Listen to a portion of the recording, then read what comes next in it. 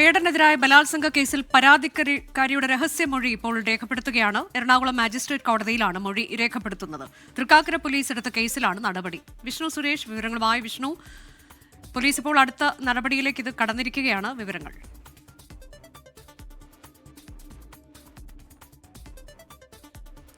വിഷ്ണു, രഹസ്യമൊഴി രേഖപ്പെടുത്തൽ അതാണോ ഇപ്പോൾ നടക്കുന്നത്?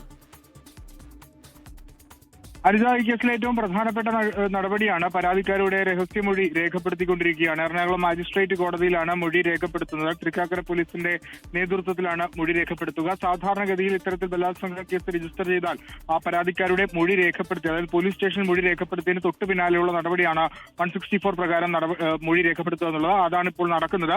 ഈ മൊഴി വിശദമായി പരിശോധിക്കും പോലീസ്. ഇപ്പോഴും വേടനെ നോട്ടീസ് നൽകാനോ ചോദ്യം ചെയ്യാനോ വിളിപ്പിക്കാൻ ഇതുവരെ ഉള്ള സാഹചര്യങ്ങളിൽ തയ്യാറായിട്ടില്ല പോലീസ്.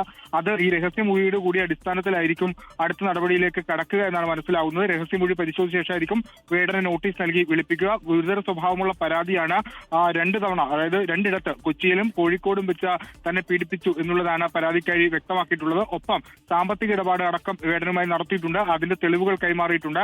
അതിന് സിറ്റി പോലീസ് കമ്മീഷണർ സ്ഥിരീകരിക്കുകയും ചെയ്തു. അങ്ങനെ കേസ് ഗ്രൗണ്ട് റിയാലിറ്റിയിൽ പോലീസിന് ആവശ്യമായ ഏറെക്കുറെയുള്ള പ്രാഥമിക തെളിവുകളൊക്കെ ലഭിച്ചിട്ടുണ്ട്. ഇനി രഹസ്യമൊഴി കൂടിയാണ് അതിൽ ഏറ്റവും പ്രധാനപ്പെട്ടത്. അതിപ്പോൾ എടുത്തുകൊണ്ടിരിക്കുന്നു. അതിനുശേഷം വേടനെ നോട്ടീസ് നൽകി വിളിപ്പിക്കും. വേടൻ നാളെ മുൻകൂർ ജാമ്യാപേക്ഷ ഹൈക്കോടതിയിൽ ഫയൽ ചെയ്യുമെന്നാണ് ലഭ്യമാകുന്ന വിവരം. അഭിഭാഷകനെ സമീപിച്ചിട്ടുണ്ട്. അത് ഇന്ന് ഫയൽ ചെയ്യാനാണ് തീരുമാനിച്ചിരുന്നതെങ്കിലും അത് പിന്നീട് നാളത്തേക്ക് മാറ്റുകയായിരുന്നു. നാളെ രാവിലെ തന്നെ മുൻകൂർ ജാമ്യാപേക്ഷ ഫയൽ ചെയ്യുമെന്നാണ് ലഭ്യമാകുന്ന വിവരം. അതിജീവിതയുടെ അഭിഭാഷക ഇന്ന് മാധ്യമങ്ങളെ കണ്ടിരുന്നു. അവർ പ്രധാനമായും പറഞ്ഞ കാര്യങ്ങൾ, ഈ പരാതി നൽകിയതിന് പിന്നാലെ, വാർത്തകൾ വന്നതിന് പിന്നാലെ വലിയ സൈബർ അറ്റാക്ക് പരാതിക്കാരിക്കെതിരെ നടക്കുന്നുണ്ട്.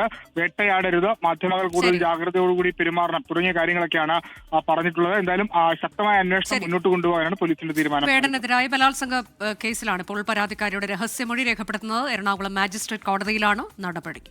ലോകത്തെവിടെയായാലും ഏത് സമയത്തും 24 വാർത്തകളും ഓഗ്മെന്റഡ് റിയാലിറ്റി പാക്കേജുകളും എക്സ്പ്ലെയിനറുകളും വിശദമായി കാണാൻ ഞങ്ങളുടെ യൂട്യൂബ് ചാനൽ നിങ്ങൾക്ക് സബ്സ്ക്രൈബ് ചെയ്യാം.